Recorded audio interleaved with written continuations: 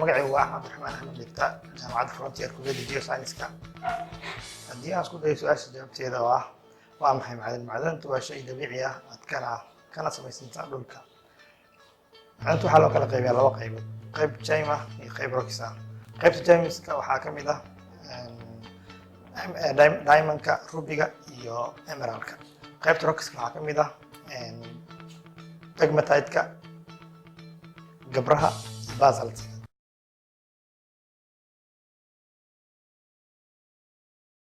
ugu horeysa asalaamu calaykum waraxmatullaahi tacaala wabarakaatu.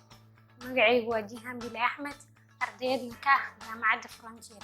su-aasha la weydiiyey oo ahayd mineral industry in Soomaaliya maxaa ka mid ah? haddii aan u gudagalo inta majorka ah kuwa ugu badan waxaa ka mid ah feldspar, gypsum, quartz, limestone, cobalt, gold, kaolin, tin, tantalum, natural gas iyo uranium.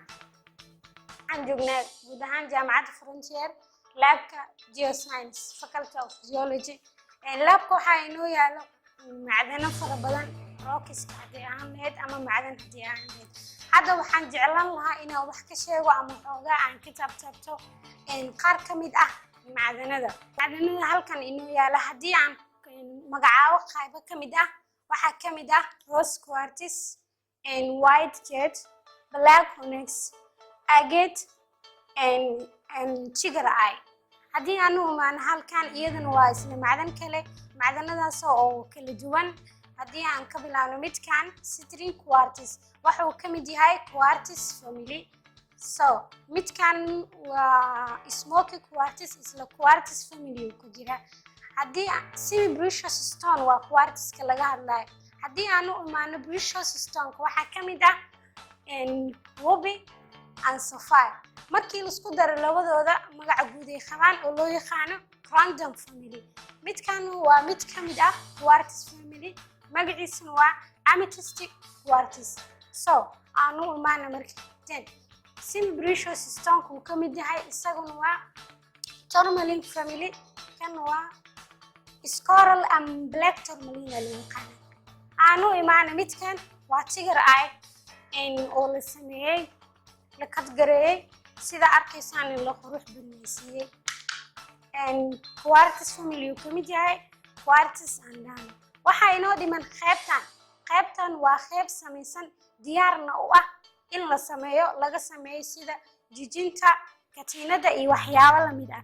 qaybahan waxaa ka mid ah quartz family sida citrine quartz, white rose quartz and sugar eye, agate.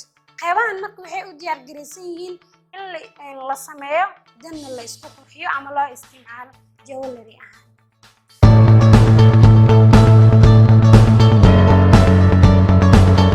bismillah, magacaygu waa Cabdisamed Cabdullaahi Cabdulle, ka mid ah ardayda jaamacadda Frontier qaybta geology-ga ama cilmiga dhulka. haddii aan isku dayo su-aasha ah macdanta qofka saameyn u geysan kartaa ama khatar ma gelin kartaa qofka caafimaadkiisa? dabcan haa, macdanta qaar waxaa jiro qofka caafimaadkiisa dib u keeni karo haddii uu taabto. waxaa ka mid ah macdantaasi macdanta loo yaqaano mercury-ga. waa macdan radioactive ama radiation oo qofka hadduu asigoo gloves lahayn uu taabto ku keeni karto inuu caafimaadkiisa uu waxyeeleeyo, inuu dareemo oo kale xasaasiyad ama jir cuncun. sidoo kale waxay waxyeeleen u geysan kartaa keliyihiisa ama xanuuno waxay ku keeni kartaa sanbabada.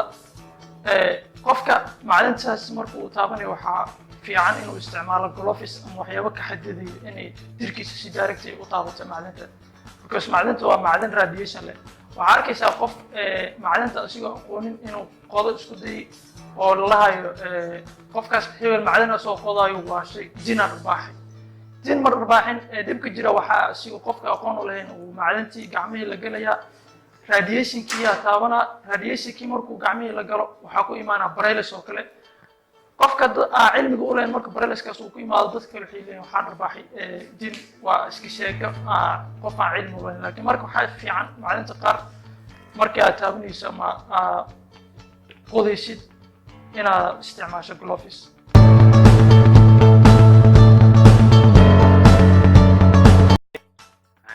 بسم الله أولاً السلام عليكم ورحمة الله وبركاته ورين مجيء عن قبلاء محمود عبد الله محمود دكتور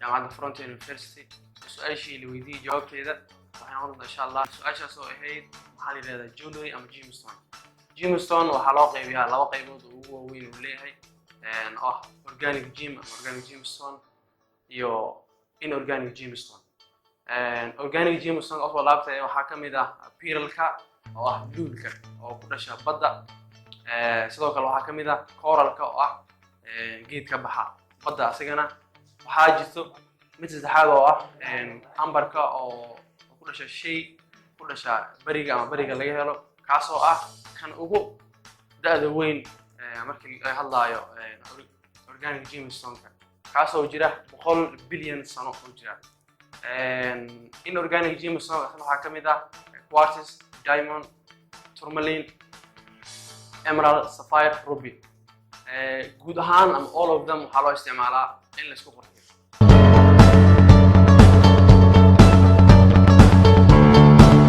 بسم الله الرحمن الرحيم magacaygu waa Mahdi Cabdi Cilmi ahna arday wax ka barta jaamacadda Frontier gaar ahaan kulliyadda geology-ga ahna semester 4 su'aasha ah macdanta waa meeqa nooc maxaa loo isticmaalaa macdanta isticmaal ahaan marka loo fiiriyo waa laba nooc qayb waa qayb industrial ah qaybna waa qayb gemstone ah qaybta gemstone-ka ah waxa loo isticmaalaa in la isku qurxiyo waxa kamid ah diamond-ka oo kale emerald-ka oo kale ruby-ga iyo sapphire-ka iyo wixii la midka ah qaybta kale oo ah industrial marka products waxa kamid dhagax macdanta loo yaqaano gypsum-ka oo kale oo loo isticmaalaa ida as building ama construction-ka in wax lagu dhisto waxa kamid ah garnet oo kale oo ayadana markii warshadeey laga soo saaro waxyaabaha lagu quruxsado xafiisyada iyo guryaha iyo kamid ah waxa kamid ah talkiga oo kale isna oo laga soo saaro powderka iyo waxyaabaha dumarku isku qurxiyaan sida rosetada oo kale